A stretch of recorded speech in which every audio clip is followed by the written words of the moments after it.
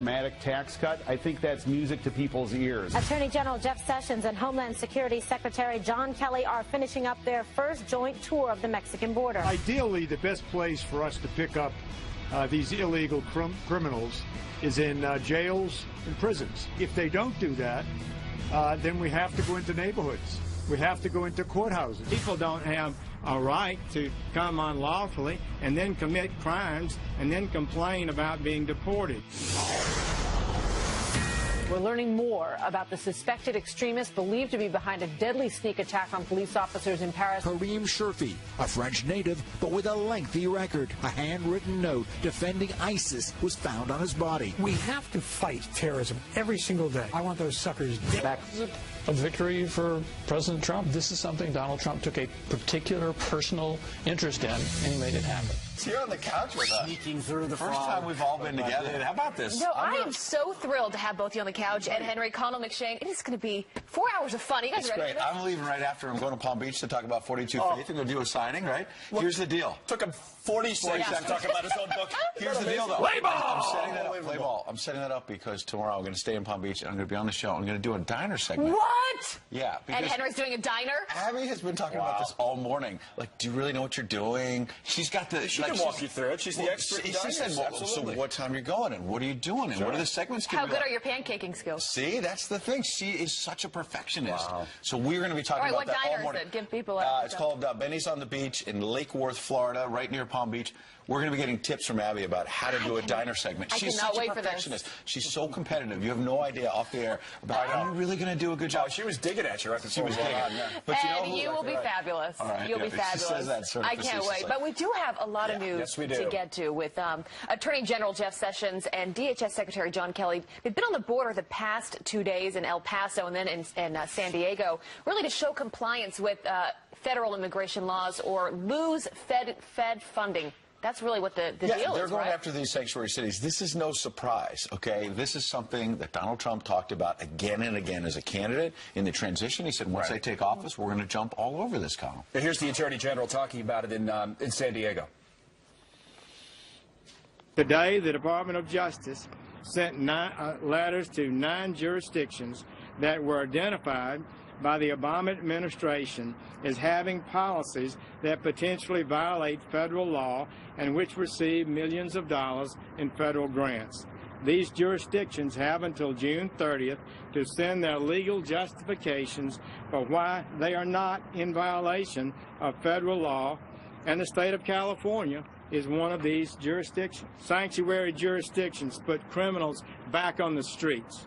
They help these gangs to refill their ranks and puts innocent life, including the lives of countless law-abiding immigrants, in danger by refusing to share vital information with federal law enforcement. Enough is enough.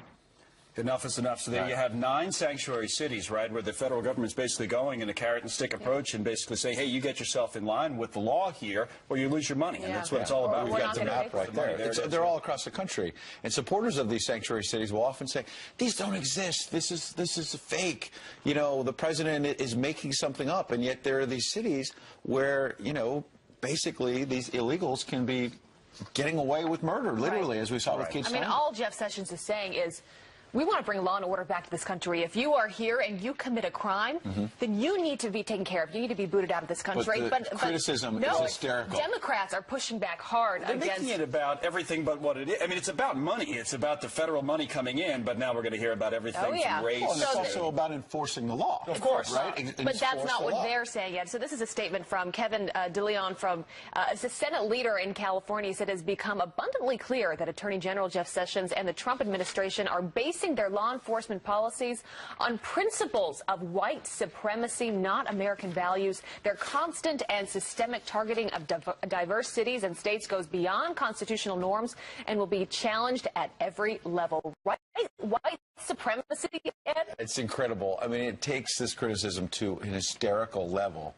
I mentioned the Kate Steinle case. I mean, here's a woman who's walking down the street, walking near the pier there in San Francisco a year and a half ago, is killed by someone who had been let off the hook time after time by the city of San Francisco. And so this idea that this is about white supremacy is bizarre. It's crazy. At the end of the day, it's about politics for many of these cities are controlled by Democratic mayors who know who their constituency is, and in many cases, big immigrant populations, right? So that they have to cater towards that constituency, and if they go in this direction, they're going to get more votes in the next election. If they go in the other direction, that endangers them politically. So you make it about something like this, which you're right, it is silly, but it does change the subject. Well, that's why you see Mayor Rahm Emanuel in Chicago, cities like that, standing up and defending sanctuary cities. You know, because they want that money. He says we're not giving in. So you have John Kelly, Attorney General Jeff Sessions, who have been traveling to the border, talking about sanctuary cities, but also the importance of this border wall that President Trump campaigned so hard on. And you have this government shutdown that is looming this next week. Yeah. And now you're going to hear the wall being sort of thrown into this with Obamacare. Basically, Mick Mulvaney, who is the budget director for the White House, is basically saying if Democrats want money for Obamacare to keep it going, then the president wants one of his priorities. He wants money to start building the wall. Watch. The next 4 days will tell you a lot about the next 4 years. We've finally boiled this negotiation down to something that we want very badly that the Democrats really don't like, and that's the border wall. At the same time, there's something they want very badly that we don't like very much, which are these cost-sharing reductions, the Obamacare payments. Ordinarily, in a properly functioning Washington, D.C., as in any business, this would be the basis upon which a negotiated resolution could be achieved. We'd offer them $1 of CSR payments for $1 of wall payments right now. That's the offer that we've given to our Democrat colleagues. That should form the fundamental understanding that gets us to a bipartisan agreement. Yeah, we'll see about that. I mean, it's going to be one interesting week in Washington. I just can't imagine that coming together. I'm going to be in D.C. for most of the week next week, going into the 100 days, which will be interesting. But this, I think, to me, is a story that has almost been undercovered to some extent. We've spent so many time on so many other things. Some of them have been silly. Some of them have been very important. But the fact of the matter is, if there's not an agreement in place by Friday, then the government shuts down. Is that the end of the world? I guess not. I mean, we've worked our way through it before. But politically, especially for this president and for the Republicans who control Congress, there's a lot on the line here. They would take the blame for it. Democrats that are already shutting this down. Here's a statement from Chuck Schumer's If not the government shutting down the idea. Shutting down the idea before they even start talking about it. Here's what the spokesman for Chuck Schumer said. He said the White House gambit to hold hostage health care for millions of Americans in order to force American taxpayers to foot the bill for a wall that the president said would be paid for by Mexico is a complete non-starter. That just shows one thing after another. Chuck Schumer has been opposed to this president on basically everything he's put forward. Right. After this talk during the transition, they're both from New York. Maybe they can reach across the aisle. And so here, you know, the White House is sending out this idea, okay, we're going to continue to pay for Obamacare. We've tried to repeal it. We've tried to replace it. That effort failed. We're going to continue in the days ahead. But in the meantime, we're going to continue to pay for that. You pay for one of the president's initiatives, the border wall. And they're immediately saying non-starter. That shows you where we are right now. Yeah, it's going to be a fun week. All right. Meanwhile, you remember that United case with the... Everyone remembers. Yeah, I think we do. Still going. Well, there is a new airline outrage this morning as an American Airlines employee, not United, is accused of nearly hitting a baby and challenging a passenger, yes, to a fight.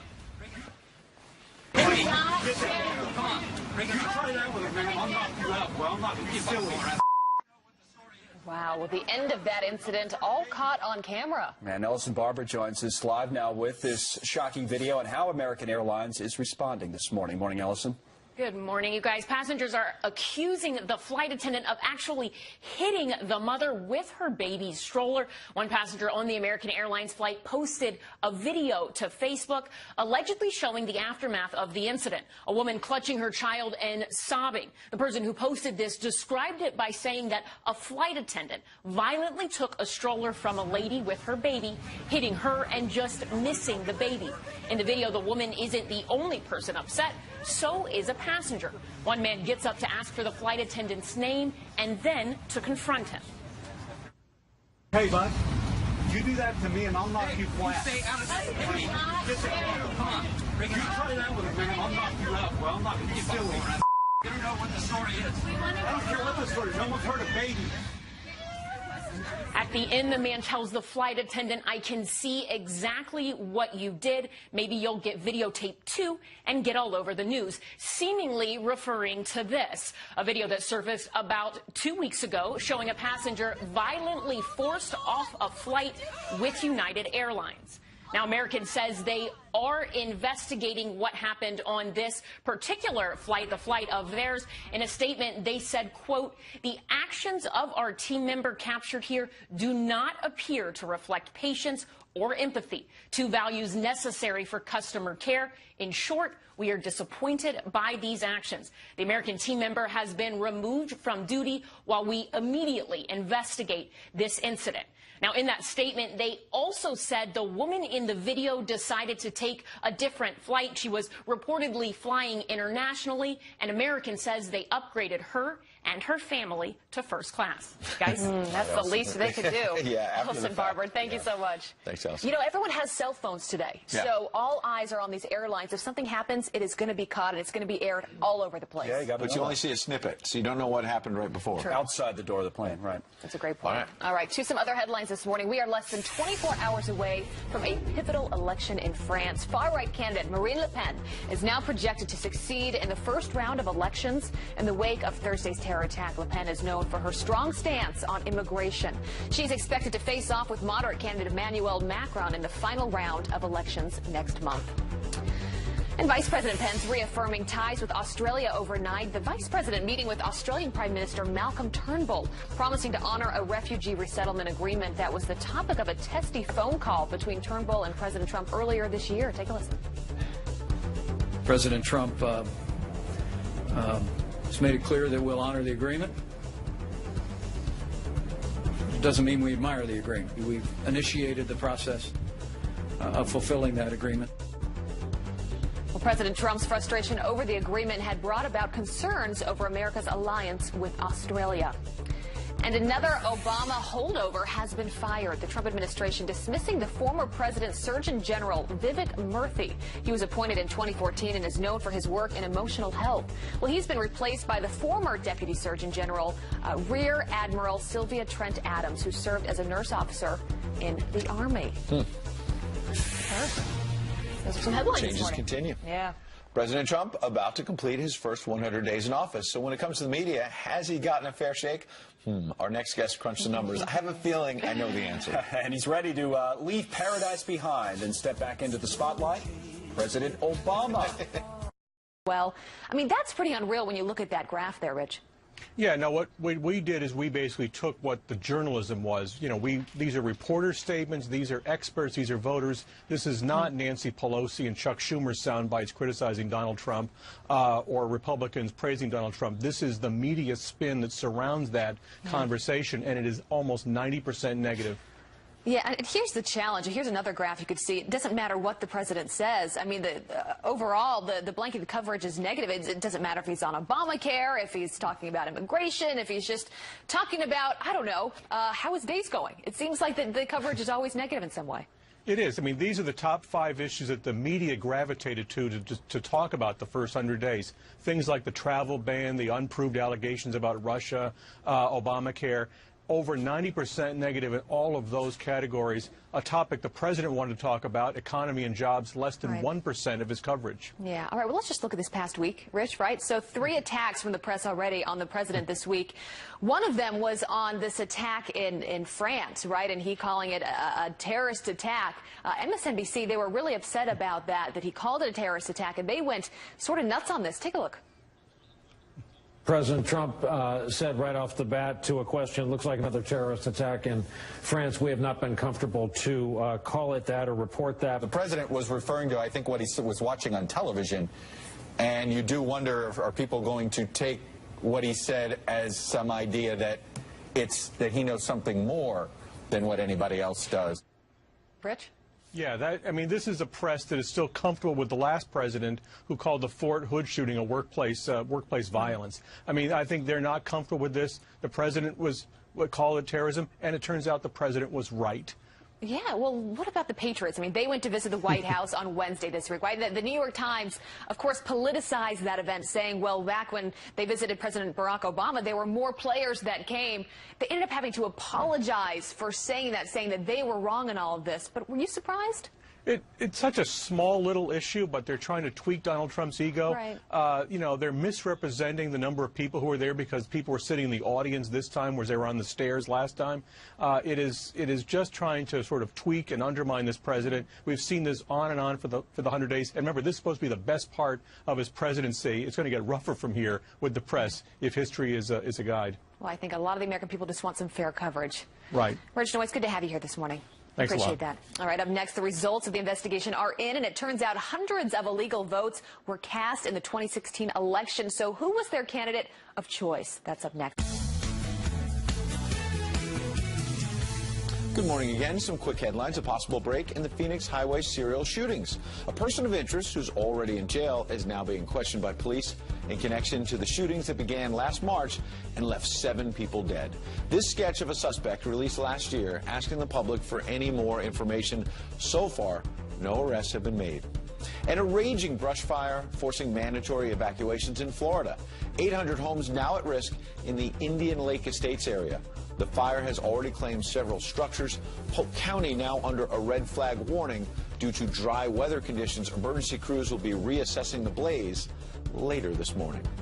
Well, President Trump welcoming home an Egyptian American aid worker that wrongfully spent 3 years in a prison in Cairo. Aya Higazi, her husband, and 4 other charity workers touching down in the U.S.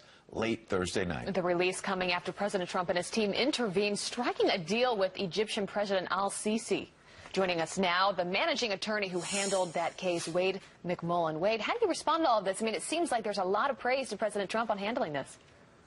Yeah, and I think first and foremost, President Trump's personal engagement on Aya Higazi's case, he deserves credit for that. And he was personally engaged, and my organization, Robert F. Kennedy Human Rights, worked with senior administration officials to ensure her case was prioritized at the highest levels, particularly in advance of the visit by Egypt's President Sisi earlier this month. Wade, since this was going on for, what was it, about 3 years, how much of a priority was it in the Obama administration?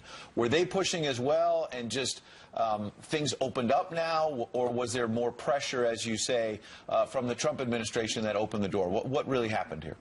It's a great question. So for over 2 years, the case just languished with procedural delays, and the family didn't want to raise too much attention. But once it hit that 2-year mark and they were kept in jail longer than even Egyptian law should allow them to be, they approached the Obama administration and they asked, will you come out strongly in support of our daughter, of our sister? And you know what they did? The Obama administration issued a very strong statement calling for her release and calling for the charges to be dropped. There was a lot of international attention and pressure that stepped up after that took place. And then after that, there was a trial. A new judge was put in place, and then a trial was set in motion. That trial continued at a regular pace after that fact until March, and then it paused. And that's when the critical juncture happened, because just a week later, President Sisi was here in the United States meeting with President Trump. That timing of it sounds like it was important, the personal meeting between President al-Sisi and President Trump. Is it something personal that the president himself said, or more his team handling that? So at the direction of President Trump, his team was highly engaged at multiple levels of the Egyptian government, prioritizing Aya's case. But we've come to learn that President Trump himself did speak with President Sisi about Aya's case to stress the importance. So that personal engagement really is key. At the very least, it provided the political space for this judge in Egypt to rule free from any influence that might have been there to convict her. And her Egyptian lawyers did such an amazing job in the court that there was absolutely no evidence against her. And so the judge was able to issue a full acquittal for both Aya, her husband Mohammed, and all of their colleagues in the case. How's Aya doing? You know, she's doing well. As you can imagine, it's been a whirlwind week. Just a week ago, she was in an Egyptian prison, didn't know the fate of the rest of her life, facing a life sentence. Then last Sunday, gets a full acquittal, released on Tuesday, meeting with government officials throughout the week, and then flying home to Andrews Air Force Base on Thursday, meeting President Trump yesterday. So I think for any of us, that would be a lot, let alone to come on the heels of 3 years of being in an Egyptian detention. But I have to say, after meeting her upon her arrival in the U.S., her spirit is strong. Her husband Mohammed's spirit is strong, and it's really beautiful because I think that they don't know what's going to be next specifically, but they're still dedicated to making this world a better place, and it's going to be exciting to see what they get up to. It's a great story, and all the best to her. And thank you, Wade, for sharing it with us this morning. We appreciate it. Yeah, absolutely. And welcome home from us, please. Absolutely. Thank you. Have a great day. All right. Is the world on the verge of another Brexit? Frexit? How this week's terror attack in Paris could reshape the European Union in a major way, and what that means for the U.S. That's coming up next. Well, you know, the French election is the other huge story this weekend, just 24 hours away from that now, and after Thursday's terror attack in Paris, which left 1 police officer dead and 2 injured, the election now shifts to address one key issue, and that would be security. President Trump even weighing in with a tweet saying another terrorist attack in Paris. The people of France will not take much more of this. Will have a big effect on the presidential election. So that's the question for us this weekend. How will this recent wave of terror attacks impact French voters? Here's counterterrorism analyst at the Heritage Foundation, Rob Simcox. We have former U.S. Army Intelligence Officer Andrew Peek and an Executive Vice President for the Center for Security Policy, Jim Hansen. Welcome to all three of you. Rob, let me start with you. To that question of how big of an impact is, the conventional wisdom is it helps the far-right candidate Marine Le Pen. Do you agree? What do you think happens tomorrow? Well, actually, I think that you've got to remember that France has been living under a state of emergency now for 18 months. There's been a very constant string of terrorist attacks, terrorist plots, dozens of them in recent years. Attacks like that on the Charlie Hebdo magazine in Paris, the coordinated ISIS attacks in November 2015, Nice last summer. So if this has an impact, I think it will be because it's essentially the straw breaking the camel's back and French voters deciding that the status quo cannot go on, because we have to remember this is not normal, the amount of attacks that are taking place in France, and understandably French people are very concerned about it. Well, to Rob's point, Jim, this has happened before, not only in these most recent attacks, but they went through it in an election in 2012 when there was a terror attack in the final weeks of that election, and the impact didn't really go the way the conventional wisdom was predicting it would. They thought maybe at the time it would help Nicolas Sarkozy, an incumbent, a conservative, but in fact a socialist one, if you remember, Jim, that time around, and Francois Hollande. So it's tough to predict politics, whether it's here or there, right? Absolutely. I think one thing you can predict is that this has been a continued erosion of French nationalism. You know, the French are proud. They take their culture seriously. And one thing they've seen is that there is an escape clause from the European Union. The British did it. You know, they saw that this is no longer a done deal. So as French culture reasserts itself, as they look at, you know, the open borders, free travel, the mass of immigrants that have come in and have not assimilated, they say, why can't we be French again? And I think Marine Le Pen represents that sentiment, and I think that's going to help her. Whether it puts her over the top, we'll see. They're French. Well, you brought up the British, and you're right. That is kind of the lens everybody is looking through this with. And before we go to Andrew, let me go to Nigel Farage, of course, who's become famous for that Brexit vote that they had in the UK. As Ed said before our last vote, break here, some people are using the term Frexit with regard to this French election, for whatever it's worth. I don't know why we need a term for all of this, but listen to what Nigel Farage had to say. If Le Pen was to win, then Brexit, frankly, was nothing. It'll be the end of the European project. That is dramatic, Andrew, the end of the European project. What do you make of it? Well, look, I'm not necessarily sure that's a great thing for the United States. I mean, if the European fractures totally, then all you have is individual member states being subject to more Russian influence and more Russian domination. I think he's quite right. It would have a massive impact in undermining some of the kind of PC culture that will ultimately, I suspect, doom populists and nationalists like Marine Le Pen at the ballot box, since she has to face a second-round election if she comes in the top two in this one. On May 7th. It is the point that Andrew brings up, Rob, that is an important one for us, right, for the United States and how we interpret all of this. I think the instinct among many, especially Trump supporters, is to say, yeah, nationalism's good. Look how it led to the election of Donald Trump here. However, is it in our interest, in the interest of the United States, to have someone like Marine Le Pen be the leader of France? Well, taking Le Pen out of it for a second, I think that the European Union, you have to say, has got an awful lot of systemic problems and appears to be increasingly unpopular in Europe. Obviously, Britain epitomised that. And there is a push not just for more nationalism, but for more sovereignty, more self-determination in Europe. I think these are principles that are obviously very familiar to American people, and Americans should be supportive of Europeans who want more sovereignty, more self-determination in their lives. Quick answer, Jim, just because we have to wrap this up. What do you think happens, and what would be the best case for the U.S.? I won't shed a single tear for the demise of the EU. I can understand, the danger that a fractured Europe presents, but I think we can deal with the individual nation states. I think they're stronger without a Eurocrat culture running things. And so we'll see if Marine Le Pen wins and brings that. Either way, I think they're heading that direction. It's a very big story. We'll cover it some more tomorrow. Rob, Andrew, and Jim, thanks to all three of you. Abby, over to you. I do want to bring some other headlines this morning, starting with the WikiLeaks releasing more CIA documents as U.S. prosecutors look to arrest founder Julian Assange. The website's latest leak includes descriptions of CIA-developed malware that could turn certain Samsung TVs into recording devices. This comes amid reports that the DOJ is preparing charges against the WikiLeaks founder. Assange was granted asylum back in 2012 and has been living in London's Ecuadorian embassy ever since. And it turns out that illegal votes were cast in the 2016 election. The North Carolina Board of Election reveals that 508 people